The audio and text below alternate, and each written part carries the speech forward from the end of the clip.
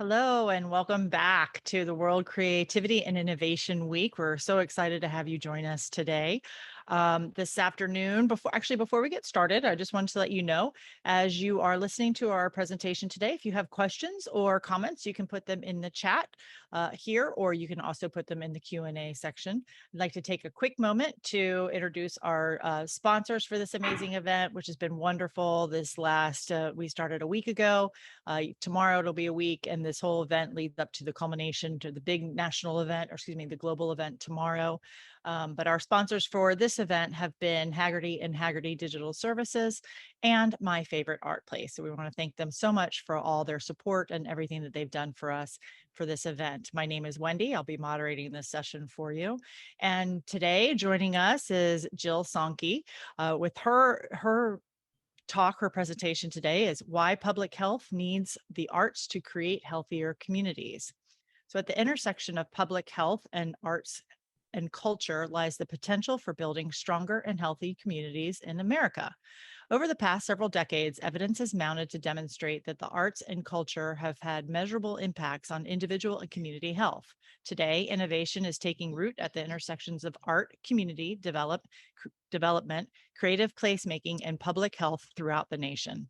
Creating Healthy Communities, Arts and Public Health in America is a national initiative designed to accelerate this innovation to build healthy communities in alignment with our national public health goals. The initiative will expand the intersections of the arts, community development, and public health through strategic cross-sector collaboration, discovery, translation, and dissemination. So, Jill, the floor is yours. Thank you so much, Wendy. I'm delighted to be here. I'm going to take just a minute to get my slides sharing. Oh, Wendy, it looks like you may have to enable screen sharing for me. Okay, sorry about that. That's all right.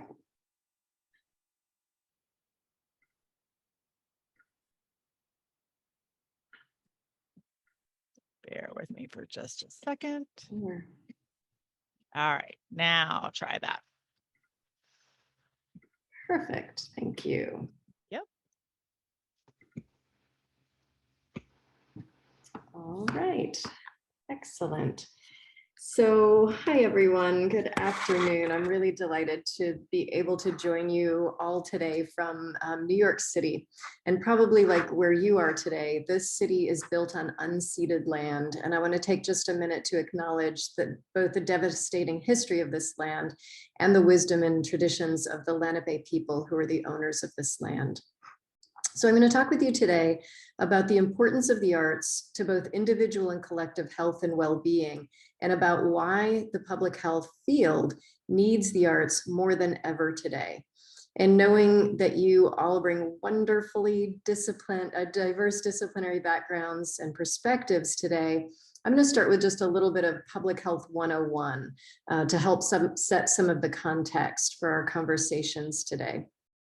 So as individuals, we exist in the context of others, our families and friends, and the organizations, the communities, systems, policies, and cultural environments that we're a part of are significant influences on our health. This understanding is really critical to how public health professionals design health promotion programs, and we'll consider today how the arts address every level of this socio-ecological model.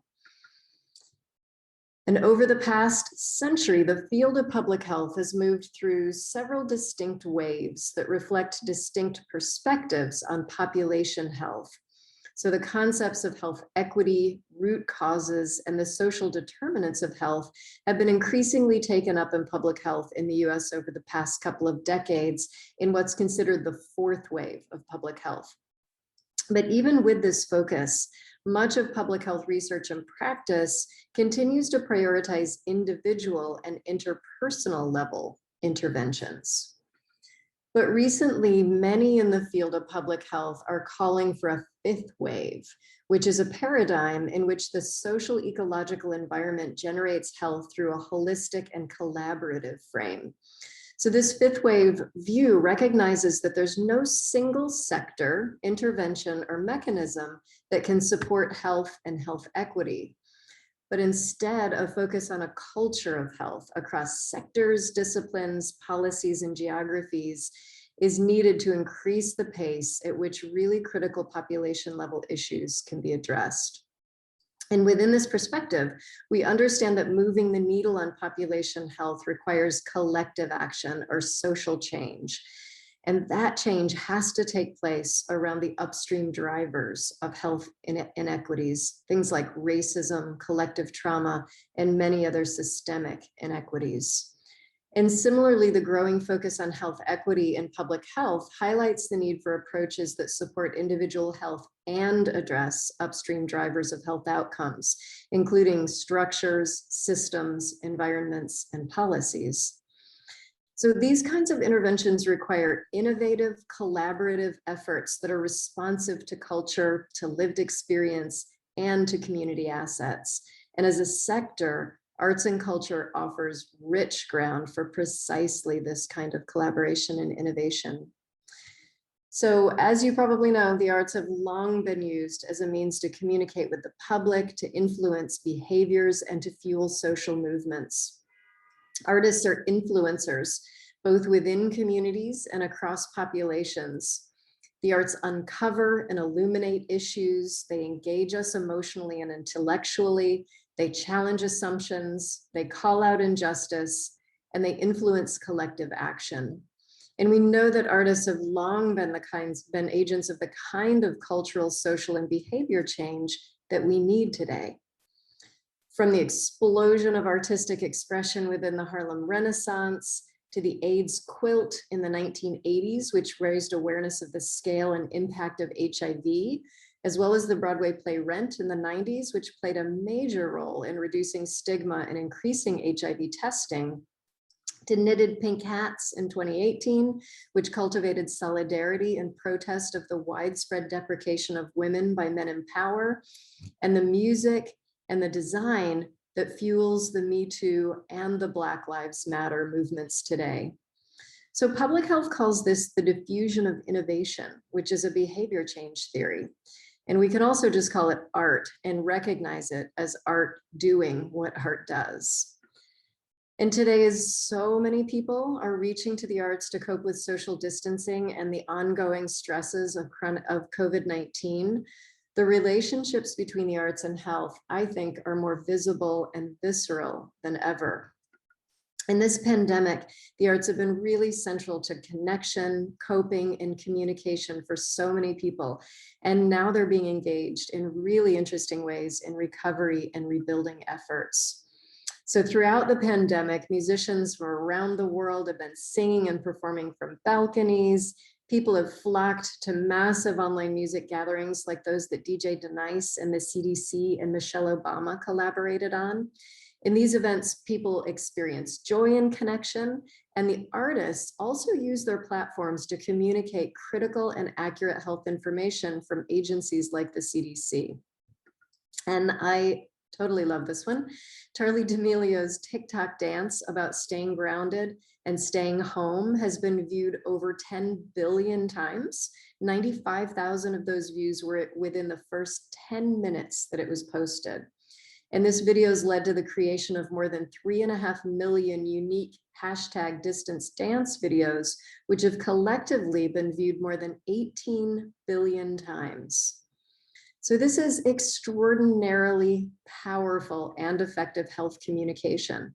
And in 2020, Charlie was named one of PR Week's 50 health influencers. In addition, collaborative community songwriting projects like the Lift Up Louisville project have provided communities with ways to experience connection in the midst of isolation. And they also have better positioned these communities to collaborate in recovery and rebuilding efforts.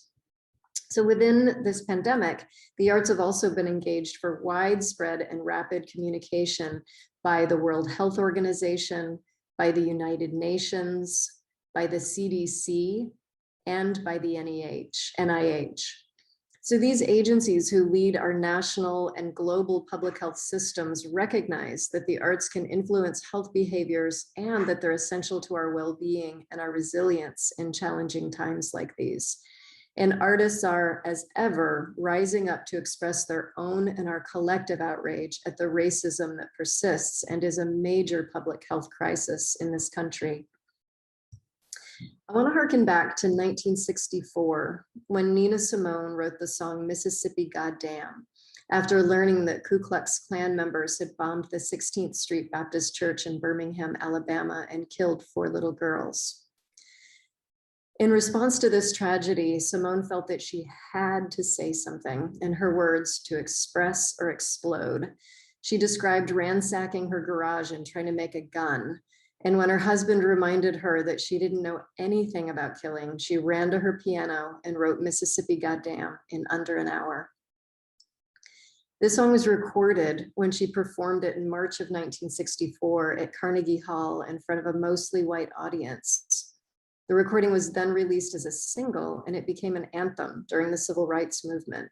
It was banned in several southern states, and she performed it in front of 10,000 people at the end of the Selma to Montgomery marches, when she and other Black artists, including Sammy Davis Jr., James Baldwin, and Harry Belafonte, crossed police lines.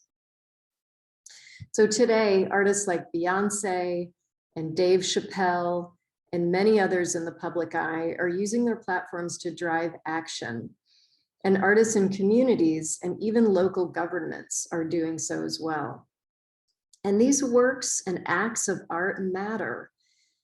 Today, as they have been throughout our human history, artists are driven to create in response to injustice and to drive critical dialogue, to influence collective action and social change, and to make life better and healthier for us all. So today, as our public health systems recognize and work to address racism and other social factors as critical public health issues, public health needs artists to help make the changes that will create health and health equity. And we see today in so many ways in which the arts are impacting health issues and conditions that limit health. One really great example is the Porch Light Initiative. This program is a collaboration between the City of Philadelphia's Department of Behavioral Health and Intellectual Disability Services, Philadelphia's incredible mural arts program, local artists, and community members. Centering community members as partners, the initiative creates large-scale murals to address stigmatized mental health issues, including substance use and trauma. Within the program, local artists work with community members to create murals that depict local experiences and concerns. And the program is designed to increase inclusion and connectedness. It's also designed to build understanding of mental and behavioral health issues, to reduce stigma, and to encourage empathy and resilience in the community.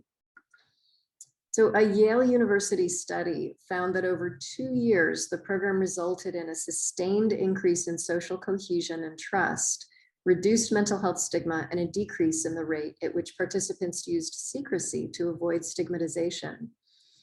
So for me, this program exemplifies the reciprocal benefits the arts can create at both the individual and the collective levels. And a really rapidly growing body of research is highlighting other benefits like these. Dr. Daisy Fancourt, who's at the University College London in the UK, has been studying the impacts of arts participation in health in the UK for the past 7 years.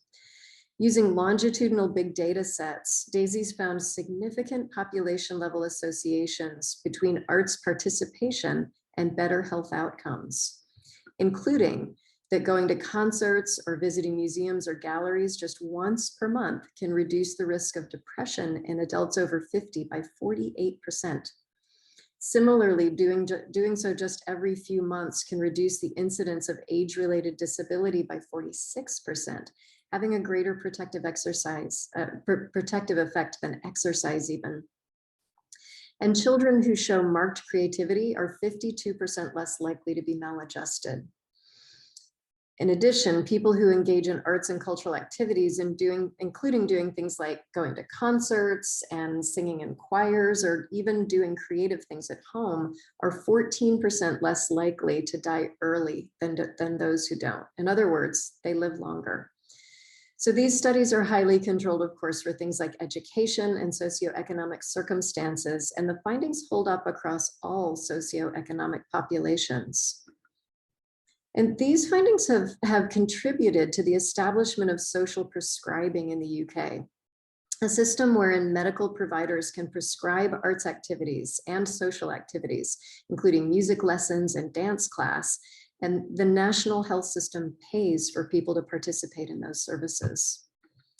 So Dr. Fancourt and I have recently established the EpiArts Lab, which is a National Endowment for the Arts research lab at the University of Florida, to extend her work from the UK to the US, and hopefully to drive policy change akin to social prescribing in the US. Our first findings are out now in a preprint, and we have 3 more manuscripts about ready to come out. Our initial studies highlight associations between arts participation and well-being and depression, along with patterns of arts participation across demographic groups in the US. So I'm going to shift gears and share a few resources that we've designed to support work at the intersection of the arts and public health. And as Wendy mentioned in the introduction, over the past 4 years, we at the Center for Arts and Medicine have been working in partnership with ArtPlace America and many people throughout the country to build a field of arts and public health in the US, and to call for cross-sector collaboration to address critical public health issues. This translational initiative gathered the knowledge of over 300 practitioners and thought leaders and artists, and undertook a body of research to create an array of resources that translate knowledge and evidence into practice and policy. One of the primary resources that we created is the Creating Healthy Communities Through Cross-Sector Collaboration white paper. This report focuses on 5 key public health issues: collective trauma, racism, mental health, social isolation, and chronic disease, and offers examples and recommendations for how the arts can address these issues. I want to share with you one program example from the paper to illustrate what it looks like when the arts work to address critical public health issues. In this case, an upstream driver of health inequity like racism. So this is Hannah Drake from EpiArts Lab in Louisville, Kentucky.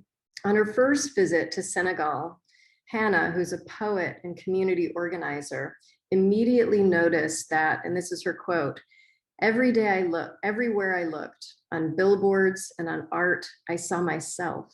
There was never a question of whether I, as a Black woman, exist in this space. So when she returned to her Smoketown neighborhood in Louisville, which is the oldest African-American neighborhood in the city, she was struck by the absence of representation and as well as the prevalence of predatory advertising in the community. And when she mentioned this at a community meeting, she found profound agreement among other residents who were, again, a quote, tired of people trying to sell death in their community through predatory advertising. So in response, Hannah and her colleagues from EpiArts Lab, along with the Smoketown Neighborhood Association and the Louisville Metro Department of Public Health and Wellness, collaborated to create the One Poem at a Time initiative. This initiative replaced dozens of predatory billboard advertisements in Smoketown with beautiful photographs of its residents, and each featured a different and powerful 6-word poem written by community members. One of the impacts of this work is that One Poem at a Time brought Smoketown residents together for ongoing collective action against racist practices. And soon after the initiative launched, the community not only prevented the opening of a new liquor store, but also changed citywide policies regarding how residents are notified about and can intervene around new store openings. And additionally, one particular One Poem at a Time billboard, which said, "You are worthy, worthy of everything," led residents to request a Smoketown is Worthy of Everything mural, which went up in 2018. So One Poem at a Time, for me, really exemplifies the ability of community-led, arts-based initiatives to generate changes that produce better health. And I want to take a moment to acknowledge the incredible team of writers that created the white paper. The work of this team also resulted in the development of an evidence-based framework for using the arts in public health.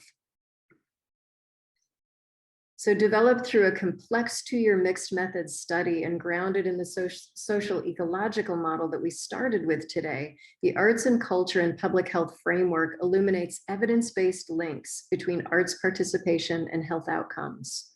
As you can see in the blue boxes on its right side, the framework suggests 6 different and primary ways in which the arts can work in public health. And in the middle, it offers mechanisms by which the arts can do these things.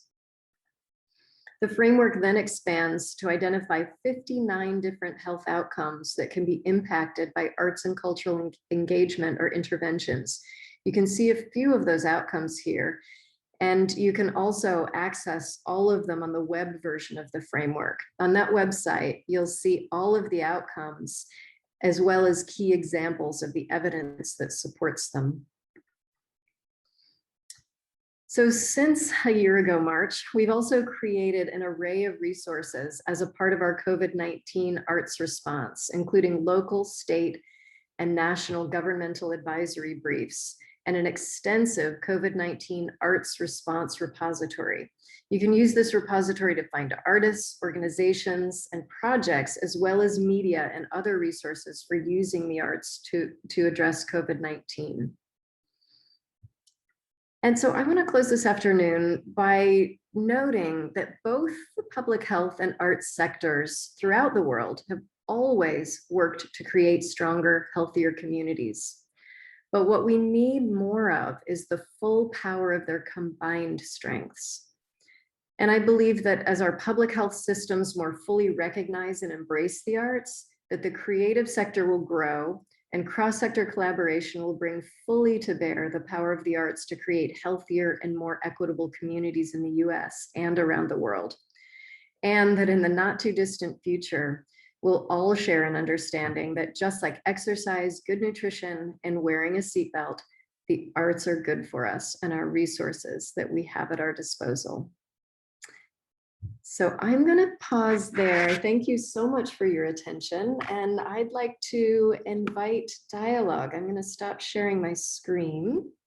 Okay, thank you so much. That was so interesting. Let me get us coordinated here.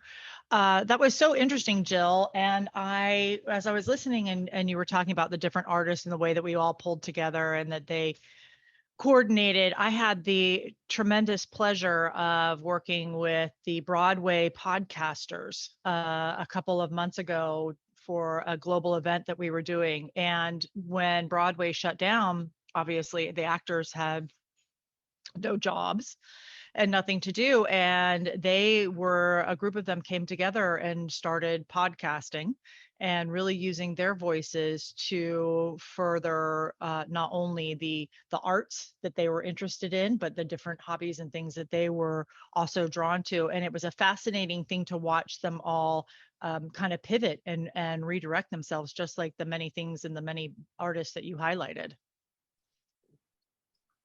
Yeah, it's true. And it's been interesting to see, as I mentioned, pretty much every major federal public health agency in some way recognize and turn to the arts, the World Health Organization, NIH. I mean, it's just been extraordinary, the recognition.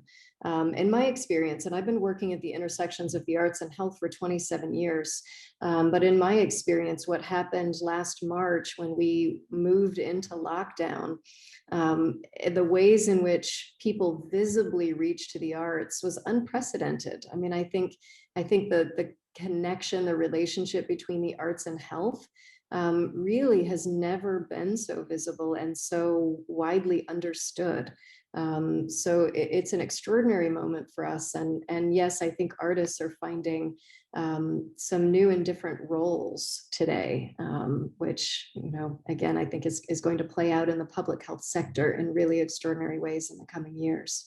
Well, yes, and I think that just with so many of the presentations that have been on during this particular event, that so many people talking about, we don't know what the new normal is going to be, but I think we have so much more of an appreciation. I don't think people ever thought about, you did, because it's your job and that's what you work in is arts and medicine, but I think we take it for granted so much. And, Jerry Manal, who runs my favorite art place, and we were talking the other day about how important art is, but it's just, you just take it for granted. And I think so much is changing with COVID. We're not going to take a lot of those things for granted anymore, and people will see the value.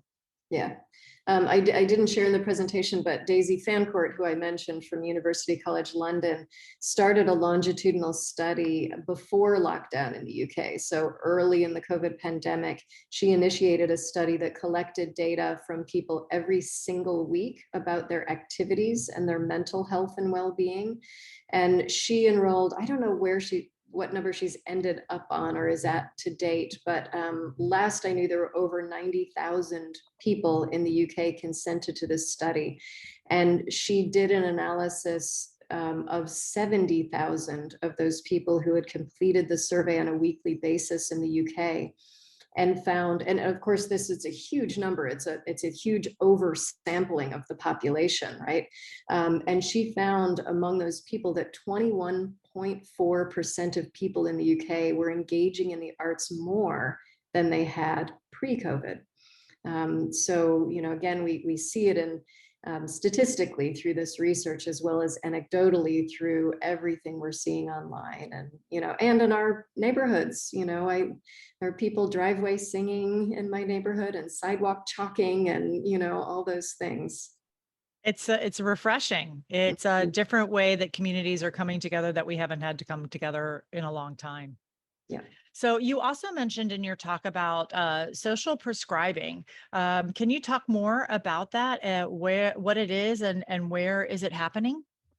Yeah, so social prescribing is happening in the UK. It's well established in the UK now. It's also happening in Canada, Australia, about 5 Scandinavian countries. And there has been a pilot, which will be post-COVID ongoing in the state of Massachusetts. So there's also a lot of dialogue bubbling up in the United States about social prescribing. So it is a system wherein care providers can literally prescribe social activities, including arts and cultural activities. So a lot of the patients who participate in these systems are folks who come to primary care for sort of lower to mid-level complaints. And often those sorts of complaints that are related to sort of not thriving, not being well in general, often can be related to loneliness or isolation, low levels of depression, things that you don't necessarily want to maybe medicate or intervene, significantly for. So those care providers can refer those patients to a link worker. And in the UK, thousands of link workers are employed. And those are folks who meet with the patient and hear about their interests and connect them with resources in their communities. So they'll connect them to a community choir or a pottery class or a volunteering opportunity, or another social group. And then the health system pays for those activities. And that information is a part of the health record as well. So they've been able to do some really great research in the UK that's shown the incredible economic benefits, savings to the primary care system. And it's significantly reduced the burden on primary care in the UK, and has led directly to some really compelling health outcomes. So our EpiArts Lab is designed not only as a research lab and research initiative, but is also a policy initiative, in that we're driving dialogues around social prescribing and what that could look like in the US. We recognize that the places where it's really well established have very different political, social, economic, and cultural contexts, right? They've socialized medicine. The arts are often more supported by government in those places. So this is a really interesting moment for us, especially where we are in the pandemic, to be having dialogues about what something akin to social prescribing could be in the United States. So we're hosting quarterly social prescribing happy hours with folks from across sectors and policymakers, and there's a tremendous amount of interest and energy in it. So we're really hoping that we'll see more happen in the United States. Well, that is so fascinating, and we certainly are. It sounds like for something like that, the communities are going to also have to step up and I don't want to say demand, Mm. but demand, for lack of a better term, something programs like this to happen because, especially in our older populations and that have been very isolated during this whole pandemic, that these would be amazing opportunities for them, but they just don't have the resources to find out how to get involved. Yeah, there are a lot of barriers to arts participation. One of actually the first study out of the EpiArts Lab is called "Who Participates in the Arts in the United States," and we've looked at across demographic groups at who participates, who doesn't. Of course, the social gradient that has been well established was validated in that research, but interestingly, we looked also at interested participation and non-interested non-participation, or sorry, interested non-participants, those who would like to participate but don't, and why, and uninterested non-participants. So we've begun to drill into that. What are the barriers to arts participation in the United States? And not surprisingly, a lot of it has to do with structural racism, right? So we're looking more deeply in our research at those issues as well. So speaking of that, what about some opportunities? What if you have some professionals that are interested, some artists that are interested to work in the public health in this type of program or process that you're talking about? Do they need special training or degrees, or what would they need to be able to work in this type of a system? Yeah, I think that's a yes and no answer, right? Artists, as I've mentioned throughout history, artists have always addressed issues of health and well-being. It's what artists do. They take on important issues in our cultures. So I think, to a large extent, artists are always going to, continue to think about, address, and try to drive change around issues of health. And today, of course, we're thinking of health differently in relation to the social determinants and the upstream drivers, things like systemic racism and other inequities. So artists are always going to work in that space. But as artists want to work more formally in collaboration and in partnership with public health professionals, and I think there's incredible potential there. We see it in other countries. We're actually way behind in the United States in regard to the ways in which the arts are used in public health. It's changing fast. Like public health is really taking note of the arts right now. And so lots is happening. But compared to other parts of the world, we tend to be behind in that space. So as those collaborations increase and as public health professionals are calling on artists and arts organizations to partner formally, experience and training can be really useful. There are sort of theoretical frames that, public health professionals use to understand health issues and to try to impact health issues. And so it's really helpful for artists to have some level of understanding of those kinds of ways in which public health folks think. Conversely, public health folks need to understand the arts and how artists think. So there's, I think, a necessity for cross education and knowledge sharing across those sectors. And right now we're seeing quite a few programs bubbling up. We have a national community of educators for arts and health. And there are 7 members right now from major universities in the United States that are starting arts and public health graduate minors or certificates. We have a graduate certificate in arts and public health at the University of Florida. And we're far from alone in that space of educating. And the reason those educational programs bubble up is because students, people want that training. So I really see this space opening up and developing and a lot happening. So again, I want to come back to my yes and no in that, there will always be work by artists in this space and that won't require particular education, but the education that's becoming available will make more professional opportunities for funded collaboration available. I always kind of chuckle when I think about one of the first times I was in Uganda, I did research in partnership with Makerere University in Uganda on the extraordinary ways in which they center artists in public health in that country. They have done so since the 1950s. And I've heard a handful of time artists say, thank God I'm an artist, I can always work.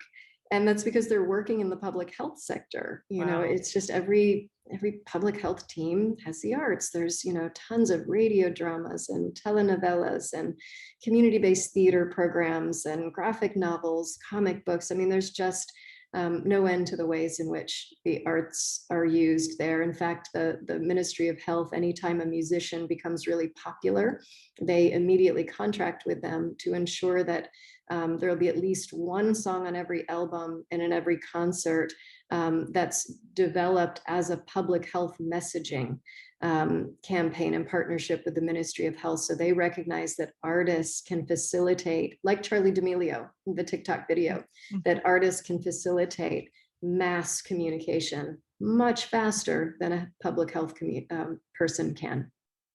Well, that's fascinating. And I think that, so I can see what you're saying and that we're kind of behind the times there, because it always felt like art in our society, especially with the health and wellness, is that it was just a lucky few that stumbled across having their piece of art displayed in the hospital lobby. Mm-hmm.